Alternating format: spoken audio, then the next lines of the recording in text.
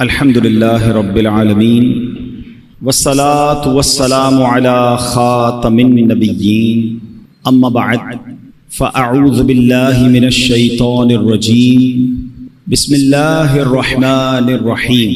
پڑھیے الصلاة والسلام علیک یا رسول اللہ وعلی آلک واصحابک یا حبیب اللہ. الصلاة والسلام علیک یا نبی اللہ وعلی آلک واصحابک یا نور اللہ.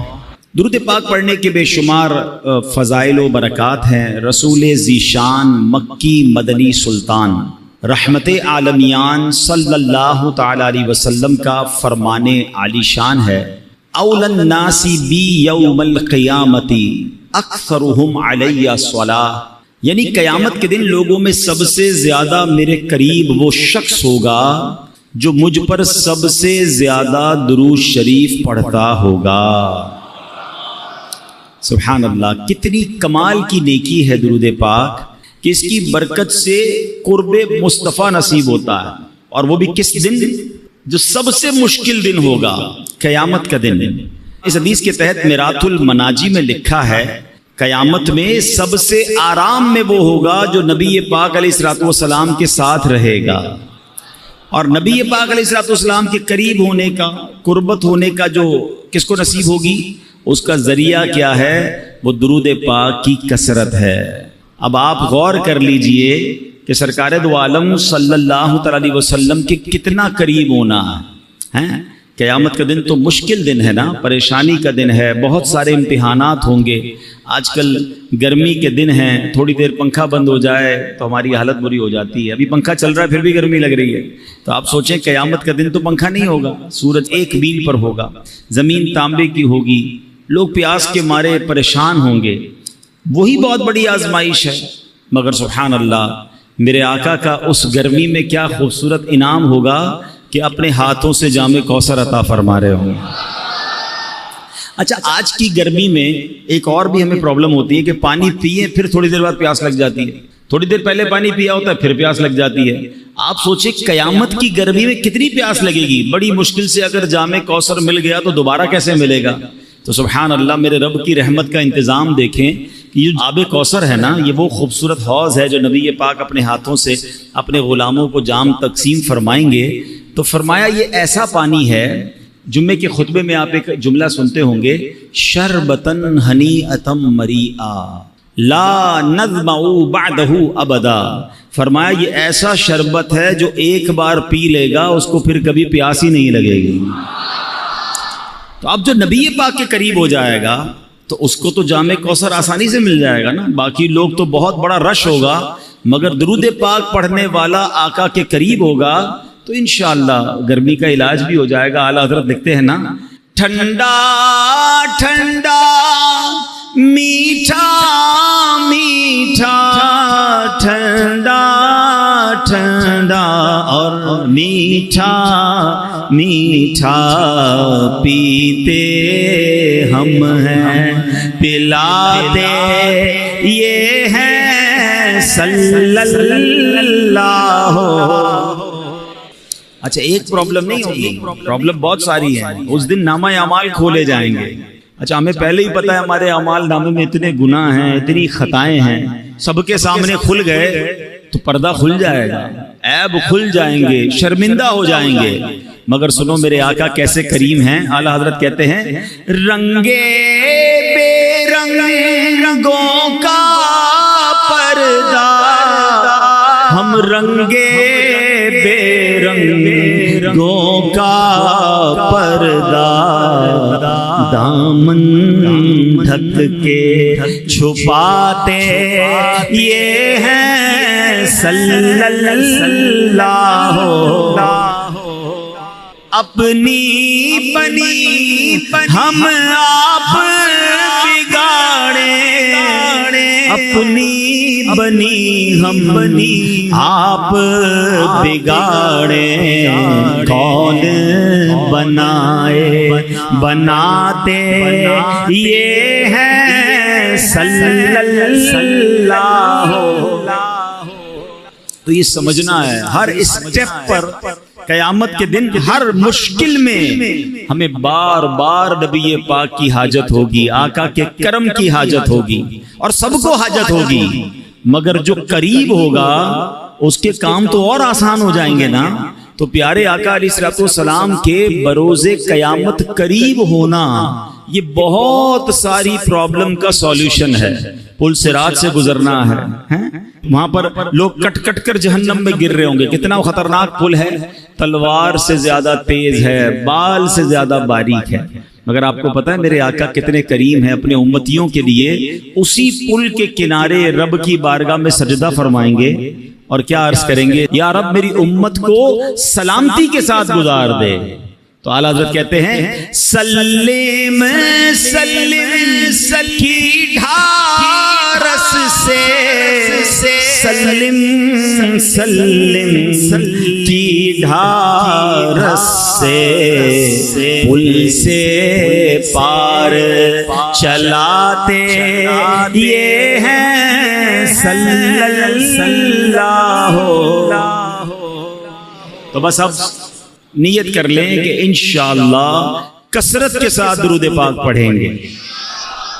آپ کو ایک تصور دینا چاہتا ہوں، کہ امیجنیشن دینا چاہتا ہوں، کبھی کبھی موقع ملے نا پیدل چلتے ہوئے اگر درود پاک پڑھ رہے ہیں، اکیلے کہیں ہیں، تھوڑی دیر کے لیے آنکھیں بند کریں اور تصور جمائیں کہ میدان محشر ہے، اربوں لوگ موجود ہیں اور میرے آقا ایک جگہ پر جلوہ فرما ہے، میں جتنے درود پڑھتا جا رہا ہوں اتنے قدم نبی پاک کے پاس ہوتا جا رہا ہوں۔ یہی حدیث میں ہے نا، جتنے زیادہ درود پڑھے ہوں گے وہ اتنا قریب ہوگا۔ تو اب آپ درود پڑھتے جائیں اور یہ تصور کریں کہ میں جتنے پڑھ رہا ہوں اتنے قدم میں نبی پاک کے قریب ہو رہا ہوں۔ اگر جس دن تصور بنانا آپ کا تسبیح رکھنے کو جی نہیں چاہے، آپ کہیں گے اور پڑھ لوں، میں اور پڑھ لوں تاکہ زیادہ سے زیادہ سرکار دو عالم صلی اللہ علیہ وسلم کے قریب ہو جاؤں۔ آج کل فضول کاموں میں اتنا لوگ وقت ضائع کرتے ہیں، موبائل فون پر، سوشل میڈیا پر گھنٹوں نکل جاتے ہیں، پتہ بھی نہیں چلتا کہ اتنے گھنٹے نکل گئے۔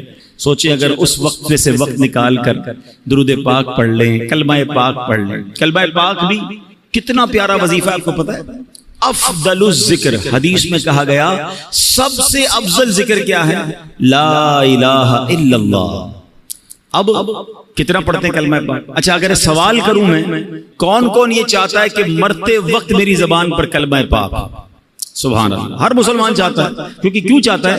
حدیث پاک میں مضمون ملتا ہے نا کہ جس کا آخری کلام لا الہ الا اللہ محمد الرسول اللہ صلی اللہ علیہ وسلم ہوا، مضمون حدیث کا کلمہ پاک ہوا، وہ دخل الجنہ، وہ جنت میں چلا جائے گا۔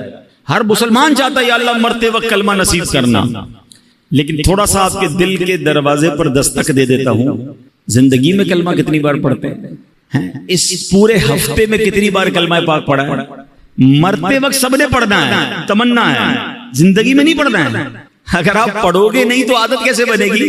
آپ خود سوچیں نا، ایک ہفتہ گزر گیا شاید 5-6 بار بھی کلمہ پاک نہیں پڑھا ہوگا، مہینہ گزر گیا ایک تسبیح پوری نہیں پڑھی ہوگی، حالانکہ افضل الذکر کہا گیا۔ تو پلیز کم از کم 100 دانے کی تسبیح کلمہ پاک کی پڑھ لیا کریں، ہر کلمے پر انشاءاللہ جنت میں درخت بھی لگا دیا جائے گا۔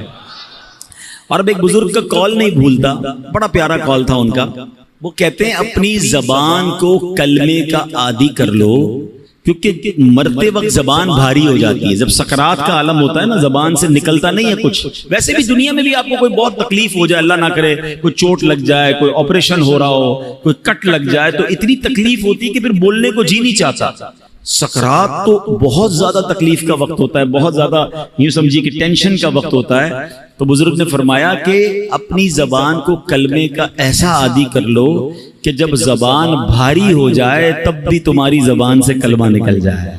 جو زندگی میں پڑھتا ہی نہیں اس کو مرتے وقت کلمہ کیسے نصیب ہوگا؟ خود سوچے نا۔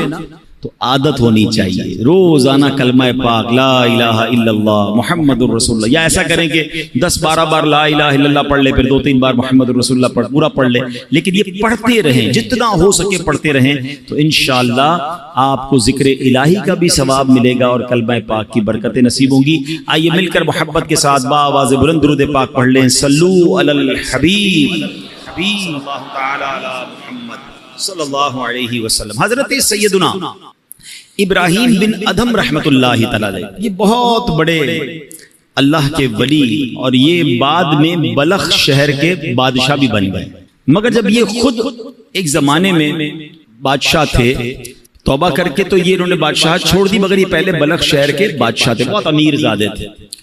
تو ہوا یہ کہ ایک مرتبہ کسی نے آپ سے پوچھا کہ علی جان یہ آپ کی زندگی میں انقلاب کیسے آیا؟ آپ تو بڑے بادشاہ تھے اور اب توبہ کر لی اور اب آپ ایک بالکل عام انسان کی زندگی بسر کرتے ہیں۔ تو فرمایا میں خراسان کے شاہی خاندان سے تھا، یہ ان دنوں کی بات ہے جب میں جوان تھا۔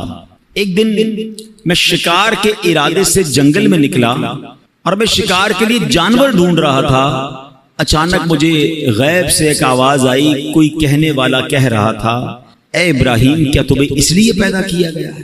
میں نے گھبرا کر ادھر ادھر دیکھا، کوئی بھی نظر نہیں آیا، مجھ پر سختہ طاری ہو گیا کہ یہ کس کی آواز تھی۔ تھوڑی دیر کے بعد جب میں دوبارہ نارمل ہو گیا، حواس میرے دوبارہ جو ہے وہ بحال ہوئے، پھر جانور ڈھونڈنے لگا، پھر شکار کے لیے آگے گیا۔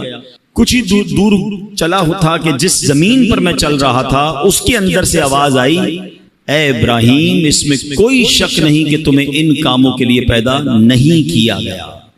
اس غیبی آواز نے میرے دل کی دنیا بدل دی۔ میرا ملازم جو بکریاں چرا رہا تھا اس کو میں نے اپنا قیمتی لباس دے دیا، اس کا اونی لباس میں نے خود پہنا، سب کچھ چھوڑ چھاڑ کر میں مکہ مکرمہ کی طرف چلا گیا۔ حضرت ابراہیم بن ادم کی زندگی کے اور بھی بڑے پیارے واقعات ملتے ہیں کہ یہ بادشاہت چھوڑنے کے کیسے کیسے واقعات ہوئے۔ کہ ایک بار کیا ہوا کہ آپ فرماتے کہ میرا بڑا زبردست محل تھا، ایک شخص اندر آیا، اسٹرینجر تھا، میں جانتا نہیں تھا، کوئی ان نون آدمی تھا، مگر اندر آ کر وہ کہتا ہے کہ مجھے یہ مسافر خانہ اچھا نہیں لگا۔ حضرت ابراہیم بن ادم کہتے ہیں اتنا بڑا محل، اتنا بڑا بادشاہ کا محل، کہتے ہیں مسافر خانہ؟ کہتے ہیں حضرت آپ کو مسافر خانہ نظر آ رہا ہے؟ اتنا بڑا محل ہے، اتنی شاندار کمرے ہیں۔ تو بزرگ کہتے ہیں یہ بتاؤ تم سے پہلے یہاں کون رہتا تھا؟ کہا میرے والد رہتے تھے۔ کہا اس سے پہلے کون رہتا تھا؟ کہا دادا رہتے تھے۔ اچھا اس سے پہلے کون تھا؟ کہا پردادا رہتے تھے۔ تو کہا پھر بتاؤ مسافر خانہ کس کو کہتے ہیں؟ ایک آتا ہے پہلا چلا جاتا ہے، پھر اگلا آتا ہے تو اس سے پہلے والا چلا جاتا ہے، ایک آ رہا ہے دوسرا جا رہا ہے، مسافر خانہ نہیں تو کیا ہے؟ کہتے ہیں یہ بات مجھے میرے دل پہ اثر کر گئی کہ واقعی جس محل کو، جس جائیداد کو، جن چیزوں کو میں سب کچھ سمجھ رہا ہوں یہ تو جانے والی ہے۔ اور پھر حضرت ابراہیم بن ادم رحمت اللہ تعالی علیہ نے یہ بات جب اپنے کے دل میں بیٹھ گئی نا تو وہ اللہ تعالیٰ کی راہ میں نکل گئے، اپنا سارا مال اللہ کی راہ میں خرچ کیا، تارک الدنیا ہو گئے۔ تو آپ ایک بار دریا کے کنارے بیٹھ کر گدڑی سی رہے تھے، تو ایک قریبی ریاست کا بادشاہ وہاں سے گزرا، اس نے کہا اے ابراہیم اتنی بڑی بادشاہت چھوڑ دی، آج دریا کنارے بیٹھ کر اپنی رضائی خود سی رہے ہو، تمہارے آگے پیچھے تو بڑے نوکر چاکر تھے، اس سے کیا ملا تمہیں؟ حضرت ابراہیم بن ادم نے وہ جو سوئی جس سے آپ رضائی سی رہے تھے آپ نے وہ دریا میں ڈال دی اور دریا میں آواز لگائی کہ اے دریا کی مچھلیوں میری سوئی تلاش کر کے دو۔ جو بادشاہ تھا وہ دیکھ کر حیران ہو گیا کہ بہت ساری مچھلیاں اوپر آئیں، کسی کے منہ میں سونے کی سوئی ہے، کسی کے منہ میں چاندی کی سوئی ہے، سب ایک ایک سوئی لے کر آ گئی۔ آپ نے فرمایا نہیں مجھے میری سوئی چاہیے۔ دوبارہ ایک مچھلی گئی اور سوئی لے کر آئی۔ حضرت ابراہیم بن ادم نے اس بادشاہ کو دیکھ کر کہا بتاؤ تمہاری حکومت اچھی ہے یہ حکومت اچھی ہے؟ جو اللہ کے لیے قربان کرتا ہے، جو اللہ کی طرف چل پڑتا ہے، اللہ پھر مخلوق کے دلوں میں اس کی عزت ڈال دیتا ہے۔ اے میرے پیارے اسلامی بھائیوں، حضرت ابراہیم بن ادم رحمت اللہ تعالی سے جو سوال کیا گیا تھا نا یہ بڑا اہم سوال ہے۔ ہم نے آج اپنے آپ سے بھی یہ سوال کرتے رہنا چاہیے۔ آپ سے کیا غیبی آواز آئی تھی؟ الہذا خلقتا، کیا تمہیں اس لیے پیدا کیا گیا ہے؟ اب ہم اپنے بارے میں غور کریں۔ ضروری تو نہیں کہ کسی کو غیبی آواز آئے، مگر اس واقعے سے ہم سب کو اپنے آپ سے بار بار پوچھنا ہے۔ ہم جب موبائل استعمال کرتے ہیں اور جو کچھ دیکھ رہے ہیں تو کاش دل سے یہ سوال آئے کیا میں اس کام کے لیے پیدا کیا گیا ہوں جو میں کر رہا ہوں؟ اپنے آپ سے پوچھیں نا۔ اسی طرح ہم کچھ پڑھ رہے ہیں، کیا پڑھ رہے ہیں؟ یہ پڑھنے سے فائدہ ہوگا یا رب ناراض ہوگا؟ یہ پڑھنے والی چیز ہے بھی کہ نہیں؟ کاش اپنے آپ سے سوال کرے کیا جو میں کر رہا ہوں اسی لیے مجھے پیدا کیا گیا ہے؟ ہم کہیں جا رہے ہیں، کس طرف جا رہے ہیں؟ نیکی کی طرف یا بری محفل کی طرف؟ شراب کھانے کی طرف، جوا کھانے کی طرف، بے حیائی کی طرف، دوستوں کے ساتھ برے کاموں کی طرف؟ کاش دل سے یہ سوال آ جائے کیا تجھے اس لیے پیدا کیا گیا جس لیے تو جا رہا ہے؟ ایک ایک چیز ہم کاروبار کر رہے ہیں، جو بھی کاروبار کر رہے ہیں اپنے آپ سے پوچھیں کیا مجھے اس لیے پیدا کیا گیا جس انداز سے میں کاروبار کر رہا ہوں؟ ہم غور کر لیں اپنے ہر عمل پر۔ اے میرے پیارے اسلامی بھائیوں، اگر ایسا نہیں ہے تو پھر ایسا نہ ہو کہ رب عز و جل مجھ سے ناراض ہو جائے، کہیں میں اپنی زندگی غلط یا فضول کاموں میں تو نہیں گوا رہا ہوں۔ شاعر لکھتے ہیں کچھ مقصد حیات ضروری ہے دوستوں، کچھ مقصد حیات ضروری ہے دوستوں، کہنا یہ دل کی بات ضروری ہے دوستوں، جو فکر آخرت میں گزاری وہ مکمل، ورنہ تو یہ حیات ادھوری ہے دوستوں۔ کس کام میں زندگی گزر رہی ہے؟ ایک بات یاد رکھیے، ہم میں سے کوئی یہاں 15 سال، کوئی 20 سال، کوئی 30، کوئی 50، کوئی 60 سال کا بھائی بیٹھا ہے، لیکن غور کیجئے، کبھی ہم نے غور کیا، معلوم کرنے کی کوشش کی مجھے دنیا میں بھیجا کیوں گیا ہے؟ ہر چیز کے بنانے کا ایک ریزن ہے نا۔ آپ کے کئیوں کے سر پہ ٹوپی ہے، ٹوپی کیوں بنائی؟ سر کو ڈھانپنے کے لیے۔ لباس ہے کیوں بنا؟ کپڑے پہننے کے لیے۔ گھڑی ہے کیوں ہے؟ ٹائم بتانے کے لیے۔ قلم ہے کیوں بنائی؟ لکھنے کے لیے۔ اشرف المخلوقات بنا دیا رب نے، کس لیے؟ پتہ ہی نہیں ہے کہ میری تخلیق کا، مجھے بنانے کا مقصد کیا ہے۔ اور ایک اور سوال میں کرنا چاہوں گا، آپ کے جیب میں قلم ہوتی ہے، جب تک لکھتی ہے کہاں رہتی ہے؟ جیب میں، سینے کے ساتھ۔ لکھنا بند کر دے، ختم کر دے، پھر کہاں جاتی ہے؟ ڈسٹ بن میں۔ مقصد ختم ہو گیا نا، اب اس پین کا حاصل کوئی نہیں ہے۔ اگر میں اور آپ مقصد کے مطابق زندگی نہیں گزار رہے تو پھر کہاں جائیں گے؟ غور کیجئے نا، ایک طرف تو اشرف المخلوقات میں کہا جا رہا ہے، مگر یہی بندہ جس مقصد کے لیے سے بنایا گیا، اول تو کئیوں کو مقصد ہی نہیں پتا، اور اگر معلوم ہے تو کیا زندگی اس مقصد کے تحت گزر رہی ہے؟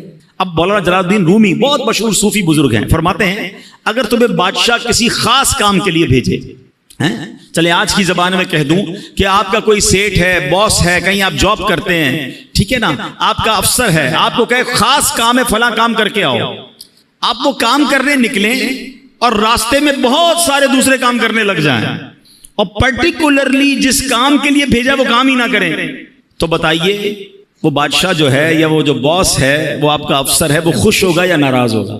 کہ بھیجا کس کام کے لیے تھا؟ آپ کے سر وہ اس کو چھوڑے باقی بہت سارے کر کے آیا ہوں، بھائی اس کے لیے تو بھیجا ہی نہیں تھا، جو کام کرنے بھیجا تھا ادھر گئے ہی نہیں، وہ کیا ہی نہیں۔ اللہ اکبر۔ اب آؤ میں قرآن کی زبانی بتاتا ہوں، میں اور آپ بنائے کس لیے گئے، مجھے اور آپ کو بھیجا کس لیے گیا ہے، مقصد حیات کیا ہے ہمارا، میرا اور آپ کا؟ رب کا کلام پارہ نمبر 22 ہے، سورہ احزاب۔ اللہ کیا ارشاد فرماتا ہے، غور سے سنیے گا، اِنَّا عَرَضْنَا الْأَمَانَةَ عَلَى السَّمَاوَاتِ وَالْأَرْضِ وَالْجِبَالِ فَأَبَيْنَا أَن يَحْمِلْنَهَا وَأَشْفَقْنَا مِنْهَا وَحَمَلَهَا الْإِنسَانُ۔ آسان ترجمہ قرآن کنز العرفان۔ اللہ فرماتا ہے بے شک ہم نے آسمانوں اور زمین اور پہاڑوں پر امانت پیش کی، امانت پیش فرمائی تو انہوں نے اس کے اٹھانے سے انکار کیا اور اس سے ڈر گئے، اور انسان نے اس امانت کو اٹھا لیا۔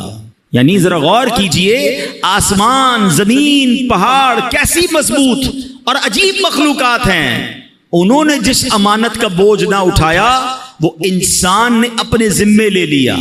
اچھا پھر ہوا کیا کہ آسمانوں، زمین، پہاڑوں کو وہ عزت نہ ملی جو اللہ نے عزت انسان کو بخش دی، کیونکہ انسان کو اشرف المخلوقات فرما دیا گیا۔ لیکن اب سوال یہ، وہ امانت کیا ہے جس کو اٹھانے سے پہاڑ نے انکار کر دیا، زمین نے انکار کر دیا، ٹھیک ہے، آسمان نے انکار کر دیا؟ فرمایا وہ امانت ہے نمازیں اور ہر وہ کام جس کے کرنے پر ثواب ملے اور نہ کرنے پر گناہ ہو۔ نہیں کریں گے تو گناہ ہوگا، یہ وہ امانت ہے جو انسان نے اپنے ذمے لے لی ہے۔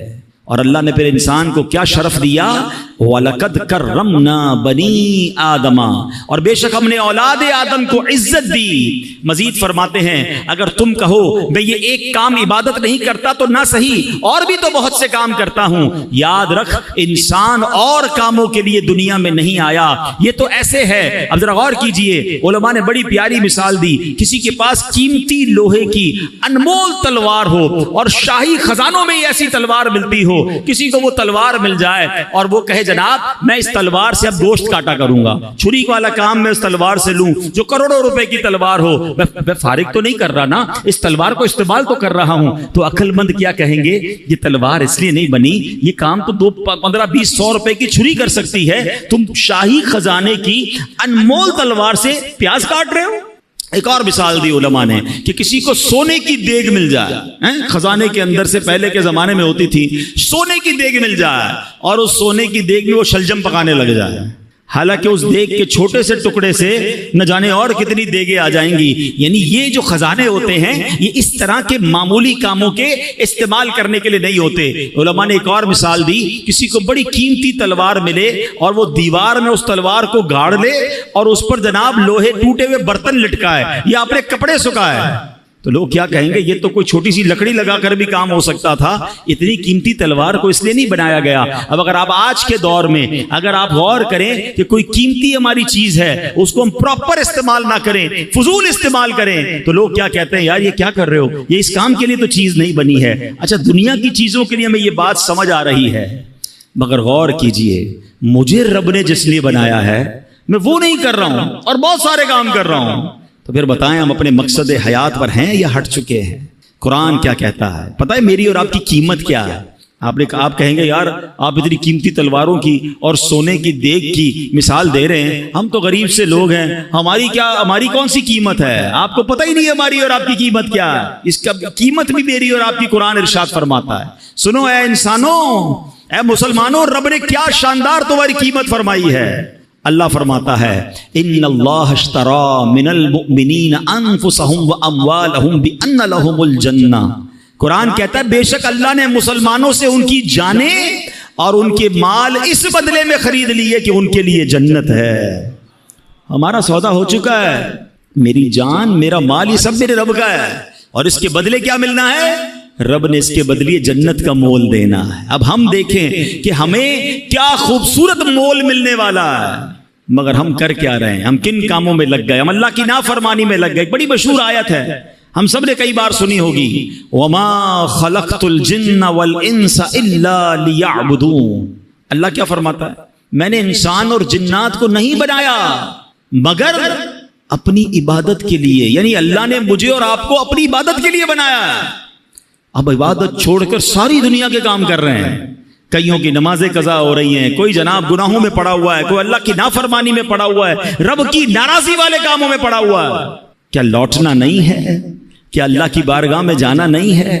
خدا را اپنے مقصد حیات سے نہ ہٹیں. یاد رکھیے میرے پیارے اسلام بھائیوں, شاعر لکھتے ہیں فرشتوں سے بہتر ہے انسان بننا, فرشتوں سے بہتر ہے انسان بننا, مگر اس میں لگتی ہے محنت زیادہ. ہاں ایسا نہیں ہے کہ ہر انسان فرشتوں سے بہتر ہے, ہاں یہ بات یاد رکھیے گا. دیکھیں ہمارے اندر انسان میں اور حیوان میں اور فرشتوں میں فرق کیا, یہ فرق سمجھیے گا. فرشتے جو ہے نا ان میں عقل ہے مگر ان میں شہوت نہیں ہے. جانوروں میں شہوت ہے, عقل نہیں ہے. انسانوں میں عقل بھی ہے اور شہوت بھی ہے, برے خیالات بھی آتے ہیں. فرمایا جانور صرف اپنی شہوت پوری کرتا ہے اس لیے وہ جانور ہے, فرشتے با عقل ہیں, عبادت کرتے ہیں اس لیے وہ بڑے برتر ہیں. مگر وہ انسان جو اپنی شہوت, نفسانی خواہشات, شیطان کے وار اور گناہوں کے جو حملے ہوتے ہیں اس سے اپنے آپ کو بچا لے اور اللہ کی فرما برداری والی زندگی گزارے, تو فرمایا وہ فرشتوں سے افضل ہو جاتا ہے. مگر وہ انسان جو عقل ہوتے ہوئے بھی صرف اور صرف اپنی نفسانی خواہشات, شہوات اور گناہوں کی طرف چلا جاتا ہے, اللہ کی نافرمانی کرتا ہے, فرمایا پھر وہ جانوروں سے بھی بدتر ہے. وہ انسان فرشتہ نہیں ہے یا فرشتوں سے افضل نہیں ہے, ہر انسان نہیں ہے. یہ کیٹیگری ہے انسانوں کی کہ آپ کی لائن آف ڈائریکشن کیا ہے. آپ زندگی اللہ کی فرما برداری میں گزار رہے ہیں یا آپ جانوروں سے بھی بدتر زندگی گزار رہے ہیں. شہوت پوری کرنا, جو من میں آیا وہ کرنا, وہ تو جانور بھی کرتا. اگر ایک انسان مسلمان ہو کر بھی جانوروں والی زندگی گزارے تو پھر تو وہ جانوروں سے بھی بدتر ہو گیا نا. غور کیجئے میرے پیارے اسلامی بھائیوں, ایک بات یاد رکھیے گا, یہ دنیا آخرت کی کھیتی ہے. ہم اس دنیا میں دنیا نہیں بلکہ آخرت کمانے آئے ہیں. ہم دنیا میں اس لیے ہیں تاکہ آخرت کی بہتریاں کما سکیں. یہاں نیک کام کریں, اللہ پاک کی رضا والے کام بجا لائیں, جنت میں لے جانے والے کام کریں. اللہ اکبر. اگر اس دنیا میں صرف مال بنانا, گھر بنانا, گاڑیاں لینا, بینک بیلنس بنانا, کاروبار چمکانا, اپنی باڈی کو باڈی بلڈنگ کرنا, اگر یہی کرتے رہے, یہ جناب بہرحال غریب تھے, کچھ حاصل بھی نہ کر پائے, لیکن اس کے خواب سجاتے میں ہی زندگی گزار دی, مگر جنت میں جانے والے کام نہ کیے اور آخرت کے لیے کچھ ذخیرہ نہ کیا, ہم اپنی زندگی کا سمجھ لیں مقصد پورا نہیں کیا. حضرت عیسیٰ علیہ السلام نے ایک دن لوگوں کو فرمایا, تم بھی عجیب لوگ ہو, دنیا کے لیے بھاگ دوڑ کرتے ہو جبکہ اس کے بغیر بھی تمہیں رزق دیا جاتا ہے, کیونکہ اللہ پاک نے رزق کا وعدہ کیا ہے. صبح سے شام ہم کیا بھاگ دوڑ کر رہے ہیں, کسی طرح ہمارا جاب ہے, کاروبار ہے, فکریں ہیں کہ دنیا کا معاملہ ٹھیک ہو جائے. حضرت عیسیٰ فرما رہے ہیں دنیا کے لیے بھاگ دوڑ کرتے ہو, حالانکہ اس کے بغیر بھی تمہیں رزق دے دیا جاتا ہے, کیونکہ رزق لکھا ہوا ہے اور اللہ نے دینے کا وعدہ کیا ہے. فرمایا آخرت کی فکر نہیں کرتے جبکہ آخرت کی نعمتیں بغیر محنت کے نہیں دی جاتی ہیں. یعنی جس کی ٹینشن لینی چاہیے تھی نا, وہ ٹینشن نہیں ہے. ہمیں بھی کئی لوگ ملتے ہیں, پرچی بھی دیتے ہیں, حضرت دعا کر دیں کاروبار میں برکت ہو جائے, دعا کر دیں فلاں مسئلہ حل ہو جائے. بہت کم لوگ ایسے ملتے ہیں جو یہ کہیں کہ دعا کریں مغفرت ہو جائے, دعا کریں اللہ راضی ہو جائے. خود اپنی دعاؤں کو بھی تو چیک کریں نا, کہ میں اور آپ ہر نماز کے بعد, یہ جب بھی اللہ کرے ہر نمازیں بھی سارے پڑھیں, لیکن جب بھی دعا کرتے ہیں تو آخرت کہاں ہے؟ آخرت مانگنا ہی چھوڑ دی لوگوں نے, دنیا کی فکریں زیادہ ہو گئی. نہیں میرے پیارے اسلامی بھائی, زیادہ فکر, زیادہ محنت, زیادہ کوشش ہم نے اپنی آخرت کے لیے کرنی ہے. دنیا تھوڑا سا ٹائم ہے, 60 سال 50 سال 70 سال, اور کتنا جئیں گے, ادھر پتہ نہیں کب تک رہنا ہے. نہ ختم ہونے والی آخرت ہے, مگر اس کی لوگوں کو ٹینشن نہیں ہے. اے میرے پیارے اسلامی بھائیوں, کاش ہمیں اپنی جس طرح دنیا کی پلاننگز کرتے ہیں ہم آخرت کی پلاننگ کرنے والے بن جائیں. حضرت سفیان ثوری رحمۃ اللہ تعالی علیہ کمال کا جملہ کہتے ہیں نا, بڑوں کی باتیں بھی بڑی ہوتی. ایک جملہ ہے مگر ایسا لگتا ہے کہ پورا فلسفہ بیان کر دیا ہے. وہ کہتے ہیں لوگ سوئے ہوئے ہیں, جب انہیں موت آئے گی تو بیدار ہو جائیں گے. اصل آنکھ پتہ ہے کب کھلے گی؟ مرنے کے بعد. ہم جب انسان دنیا سے جاتا ہے نا تو رشتہ دار پتہ کیا کہتے ہیں کہ میت نے پیچھے کیا چھوڑا ہے, فرشتے پتہ کیا کہتے ہیں میت نے آگے کیا بھیجا ہے. اصل مرنے کے بعد پتہ چلے گا کہ اصل دنیا تو وہ تھی, میں نے آخرت کے لیے کیا تیاری کی. کئی لوگ بس دنیا کی پلاننگ بناتے بناتے, ابھی توبہ نہیں بعد میں کر لوں گا, بس اگلی رمضان کو توبہ کر لوں گا, بس یہ کاروبار سیٹ ہو جائے پھر گناہ چھوڑ دوں گا, پھر میں شراب چھوڑ دوں گا, پھر میں برے کام چھوڑ دوں گا, اور اسی انتظار میں دنیا سے چلے جاتے ہیں. فرمایا موت آئے گی تو بیدار ہو جائیں گے مگر پھر کر کچھ نہیں سکیں گے. اے میرے پیارے اسلامی بھائیو, اللہ کریم قرآن مجید میں ارشاد فرماتا ہے وَابْتَغِ فِي مَا آتَاكَ اللَّهُ الدَّارَ الْآخِرَةَ, اور جو مال تجھے اللہ نے دیا ہے اس کے ذریعے آخرت کا گھر طلب کر. کتنی پیاری بات ہے, جو کچھ اللہ پاک نے عطا کیا ہے اس سے کیا طلب کرنا ہے؟ آخرت طلب کرنی ہے. اب اللہ نے کیا دیا ہے؟ ہاتھ دیے ہیں. ان ہاتھوں سے کیا حاصل کرنا ہے؟ آخرت حاصل کرنی ہے, مگر ان ہاتھوں سے گناہ کر کے اللہ کو ناراض کر رہے ہیں. اللہ نے آنکھیں دی ہیں, ان آنکھوں سے اللہ کو راضی کر کے اچھے کام کر کے آخرت طلب کرنی ہے, مگر یہی آنکھیں حرام دیکھ کر اللہ کو ناراضی والے کام کیے جا رہے ہیں. یہ کان اللہ نے دیے ہیں, ان کانوں سے تلاوت سن کر, اچھی باتیں سن کر آخرت طلب کرنی ہے, مگر ان کانوں سے ہم اللہ کو ناراض کر کے, اللہ کو ناراض کر کے آخرت برباد کر رہے ہیں. غور کرتے جائیں, جو کچھ رب نے دیا, قرآن کیا کہہ رہا ہے, جو اللہ نے دیا ہے اس سے آخرت طلب کرو, مگر مجھے اور آپ کو جو رب نے دیا, چاہے وہ دولت دی, صحت دی, طاقت دی, اولاد دی, مرتبہ دیا, شہرت دی, جو کچھ دیا وہ رب نے دیا, مگر کیا میں اس سے آخرت طلب کر رہا ہوں یا رب ہی کو ناراض کر رہا ہوں؟ بڑی عجیب کیفیت ہے. اے میرے پیارے اسلامی بھائیوں, حضرت سہل بن عبداللہ تستری رحمۃ اللہ تعالی علیہ بہت بڑے اللہ کے ولی ہیں. ان کی عادت کریمہ تھی اللہ کی راہ میں بہت خرچ کیا کرتے تھے. جو ہاتھ میں آتا اللہ کی راہ میں دے دیتے. تو ان کے گھر والوں کو لگا کہ یہ اتنا خرچ کرتے ہیں تو ایسا نہ ہو سارے ہی خرچ کر دیں, کچھ بچے ہی نہ ان کے پاس. تو حضرت عبداللہ ابن مبارک کے پاس گئے کہ حضور ان کو کہیں کہ اتنا خرچ نہ کریں, غریب ہو جائیں گے. خرچ کریں اللہ کی راہ میں مگر اتنا تو خرچ نہ کریں. تو عبداللہ ابن مبارک نے ان کو کہا کہ مجھے تمہارے گھر والوں کا پیغام آیا ہے کہ تھوڑا ہلکا ہاتھ رکھو، اتنا اللہ کی راہ میں جو آتا ہے خرچ کر دیتے ہو. تو حضرت عبداللہ تستری رحمۃ اللہ تعالی علیہ نے بڑا کمال کا سوال کیا سہل بن عبداللہ تستری نے کہ حضور ایک بات بتائیں، ایک بندے کا ایک مکان ہو، اس کو چھوڑ کے دوسرے مکان میں اس کو شفٹ ہونا ہو، تو کیا پچھلے مکان میں کچھ چھوڑتا ہے وہ، یہ سارا کچھ نکال کے آگے لے جاتا ہے؟ تو فرمایا واقعی مکان شفٹ کرنا ہو تو پہلا مکان تو پورا ہی خالی کر کے جاتا ہے. کہ حضرت بس میرا اگلے مکان میں شفٹنگ کا ٹائم آنے والا ہے، میرا آخرت کا سفر قریب ہے، تو میں یہاں کیوں چھوڑ کے جاؤں؟ میں آخرت کے لیے تیاری کر رہا ہوں، میں اگلے مکان کو سجا رہا ہوں. اب آپ بھی ذرا غور کریں، کسی کا کرائے کا گھر ہو یا اپنا گھر ہو، چھوڑ کے اگلے گھر میں شفٹ ہونا ہو تو ایک ایک چیز یہاں سے نکال کے لوگ ادھر لے جاتے ہیں. بعض اوقات تو وہ بھی لے جاتے ہیں جو نکالنے کا عرف نہیں ہوتا، اگلا آ کے پریشان ہوتا ہے یار پورا گھر ہی خالی کر گئے، یار یہ بھی لے جاؤں وہ بھی لے جاؤں، بس نہیں چلتا ورنہ ٹائلیں بھی نکال کے لے جائیں. میرا ہے نا، لے جاؤں آگے، کیونکہ رہنا آگے ہے، اب اس گھر میں نہیں رہنا.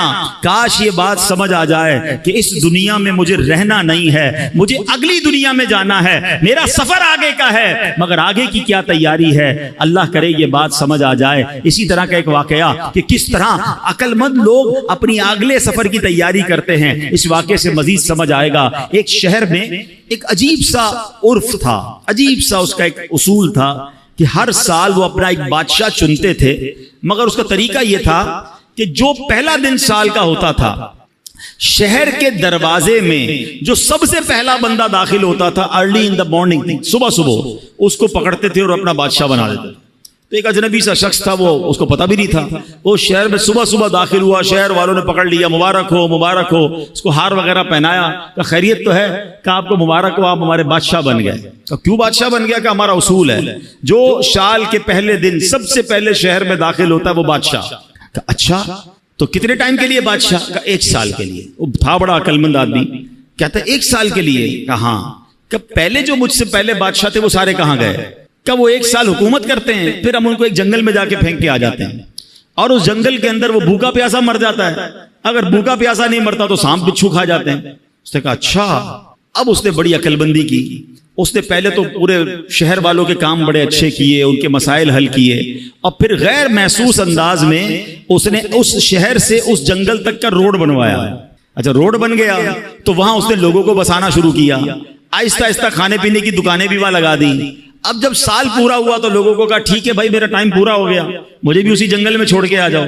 تو جو شہر کے بڑے لوگ تھے انہوں نے کہا آپ بڑے سمجھدار ہیں، آپ نے اس جنگل بیابان کو بھی شہر بنا دیا، ادھر بھی جناب اتنی رونق کر دی کہ ہم آپ کو ادھر بھی لے کے جائیں گے تو آپ کو کوئی پرابلم نہیں ہوگی. ہمیں ایسے ہی عقل مند بادشاہ کی ضرورت تھی، اب ہم سب نے مل کر فیصلہ کیا ہے آپ ہی ہمارے بادشاہ رہیں گے. اب بظاہر تو یہ واقعہ ہے، مگر کیا مجھے اور آپ کو ایک شہر میں نہیں جانا ہے؟ مجھے اور آپ کو ایک اور دنیا میں نہیں جانا ہے جہاں سانپ اور بچھو بھی ہو سکتے ہیں؟ اللہ ناراض ہوا تو قبر میں سانپ اور بچھو بھی تو ہو سکتے ہیں نا. جہنم کی آگ اور جہنم کا عذاب کتنا خطرناک ہے، مگر ہم میں سے کون ہے جو اس جہان کو، آخرت کے معاملات کو آسان کرنے کے لیے یہاں سوچ رہا ہے کہ یار یہیں رہ کر میں آخرت بہتر کر لوں. ایک اور واقعہ میں نے پہلے بھی بیانات میں سنایا ہے کہ ایک ملک تھا، یہ بھی حکایت ہے، ایکچولی یہ اس طرح کی حکایتیں چوٹ کرنے کے لیے ہوتی ہیں، کہ ایک ملک میں ایک مقابلہ کروایا گیا کہ اس پورے ملک میں سب سے بڑا بے وقوف کون ہے. اب ہے نا بڑی عجیب بات، بے وقوفوں کا مقابلہ کون کرتا ہے؟ بہرحال مقابلہ ہوا، وزیروں نے سلیکٹ کیا کہ بادشاہ سلامت ہم نے جان لیا ہے کہ یہ بندہ سب سے بڑا بے وقوف ہے. چیک کر لیا. اس کو اس نے اپنی سونے چاندی کی خوبصورت سی مالا ہار پہنایا اور اس کو گھر بھیج دیا. وہ بندہ بڑا خوش گھر آ گیا. تھوڑے دنوں بعد اس کو کسی نے بتایا کہ بادشاہ سلامت بڑے بیمار ہو گئے ہیں. کہا اچھا چلو میں جا کے ملتا ہوں بادشاہ سلامت سے. بادشاہ کے پاس گیا، کہا بادشاہ سلامت کیسے ہیں آپ، ٹھیک ہیں؟ تو کہا بس اب تو آخری لمحات ہیں، یہ دنیا چھوڑ کر جا رہا ہوں. کہتے ہیں اچھا بادشاہ سلامت کہیں اور جا رہے ہیں؟ تھا تو بے وقوف نا. کہاں بس اب یہ دنیا، یہ جہان چھوڑ کر اگلے جہان میں جا رہا ہوں. تو بادشاہ سلامت یہ بتائیے یہاں تو اتنا بڑا محل ہے، اتنے سارے کمرے ہیں، جدھر جا رہے ہیں ادھر محل بنا لیا ہے؟ بادشاہ کہتا ہے وہاں تو جھونپڑی بھی نہیں بنائی ہے. اچھا بادشاہ سلامت میں دیکھ رہا ہوں آپ کے پاس بڑے پیسے ہیں، یہاں پر بڑے ہیرے جواہرات ہیں، جدھر جا رہے ہیں ادھر آپ نے پیسے بھجوا دیے؟ کہا نہیں ادھر تو پھوٹی کوڑی بھی نہیں ہے. کہ بادشاہ سلامت ادھر میں دیکھ رہا ہوں آپ کے آگے پیچھے اتنے خادم خادمائیں ملازم، جدھر جا رہے ہیں ادھر کچھ ملازم بھجوائے نہیں بھجوائے؟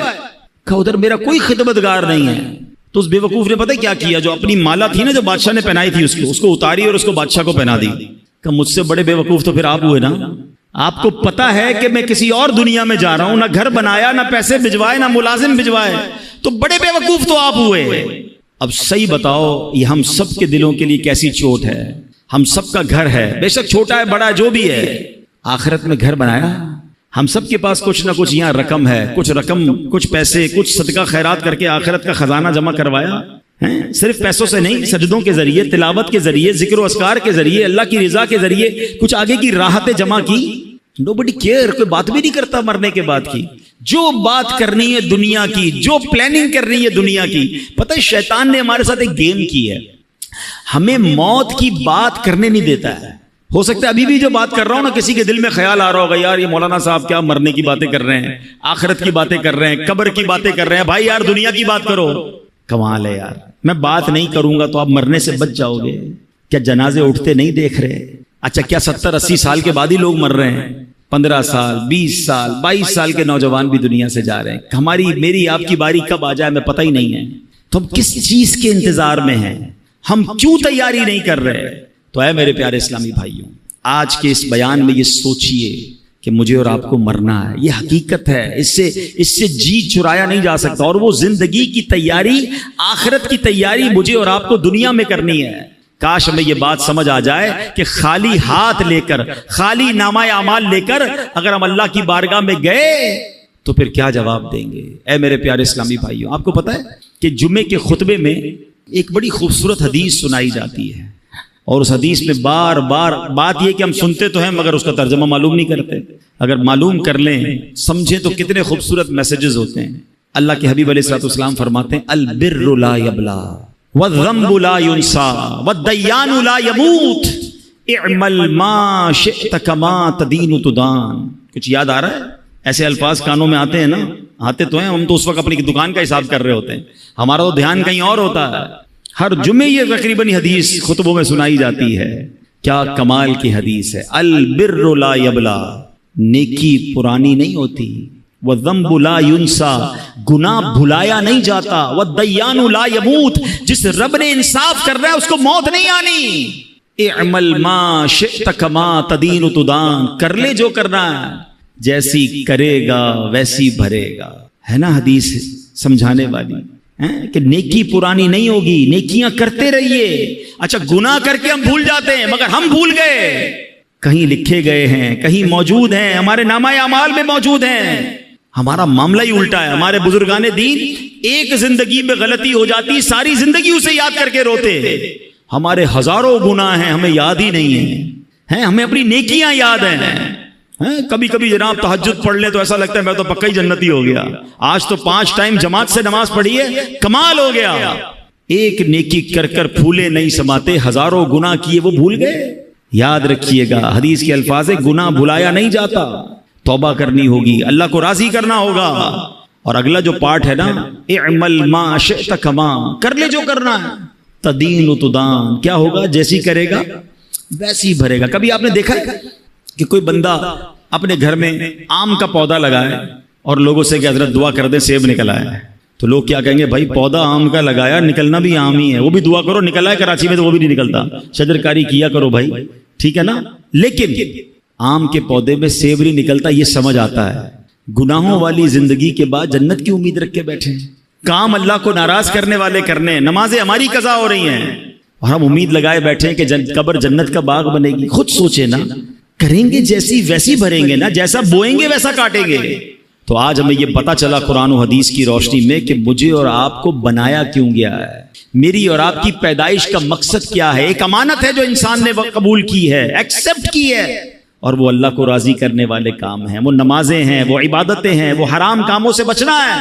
تو اے میرے پیارے اسلامی بھائیوں, کاش ہم یہ بات سمجھ جائیں. نبی پاک علیہ الصلوۃ والسلام کی حدیث پاک ہے, فرمایا حیرت ہے, انتہائی حیرت ہے اس پر جو ہمیشہ کے گھر کو مانتا ہے, پھر بھی دھوکے کے گھر یعنی دنیا کے گھر کے لیے محنتوں میں مصروف ہے.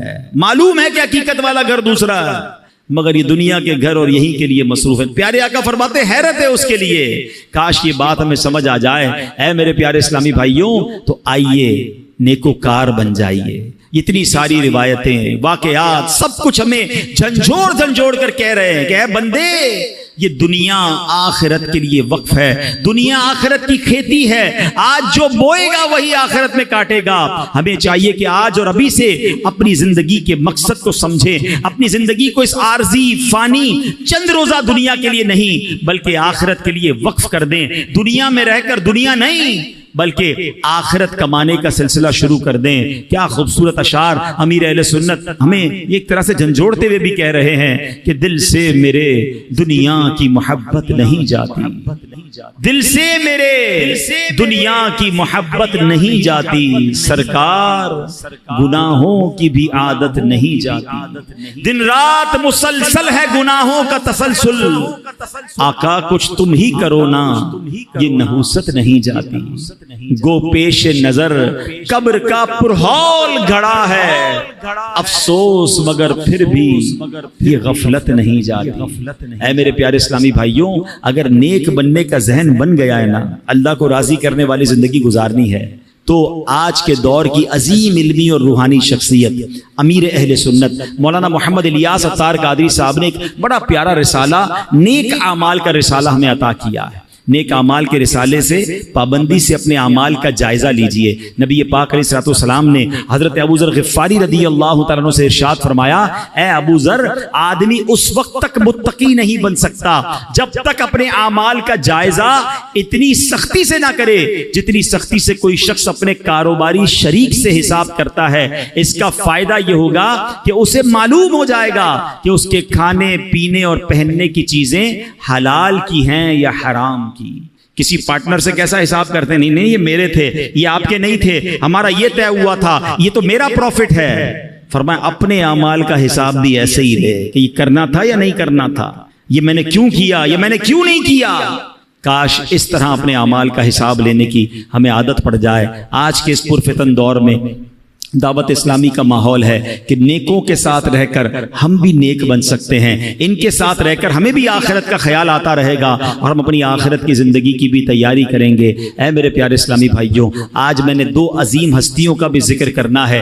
21 محرم الحرام کو عظیم صحابی رسول، عاشق مصطفیٰ، مؤذن رسول حضرت بلال رضی اللہ عنہ کا یوم وصال ہے۔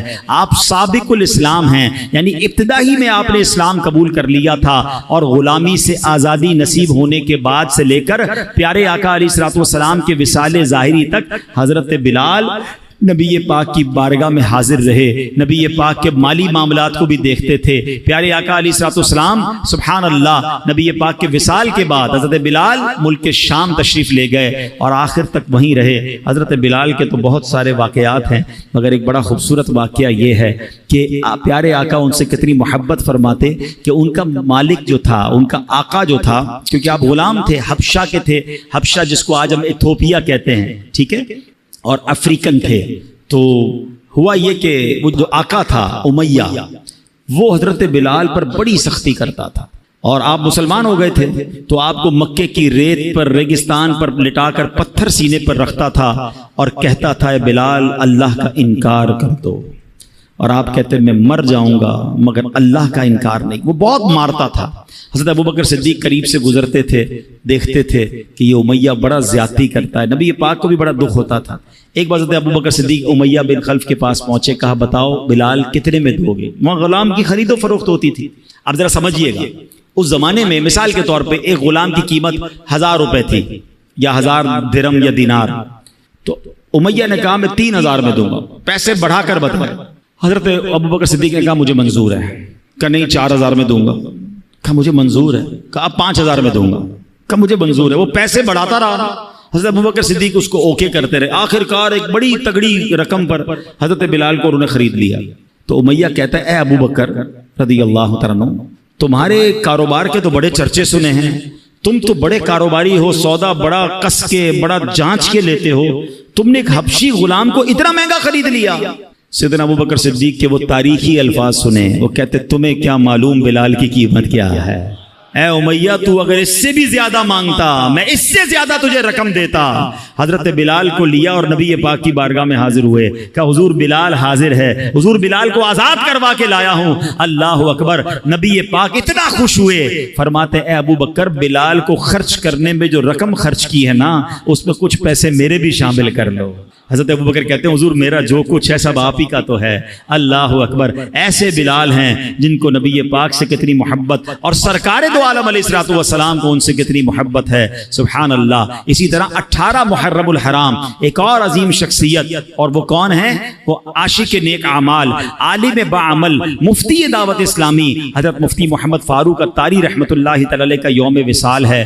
آپ نمازوں کی حفاظت فرمانے والے، زبان اور آنکھوں کا قفل مدینہ لگانے والے، تلاوت قرآن کریم کرنے والے اور خوب خوب دینی کاموں میں حصہ لینے والے، اور سبحان اللہ آپ رحمت اللہ تعالی کے انتقال کے بعد آپ کے مزار پر آپ کے پیر و مرشد امیر اہل سنت نے آپ کے بارے میں یوں فرمایا، یا رسول اللہ صلی اللہ علیہ وسلم میں اس سے راضی تھا، آپ بھی اس سے راضی ہو جائیں۔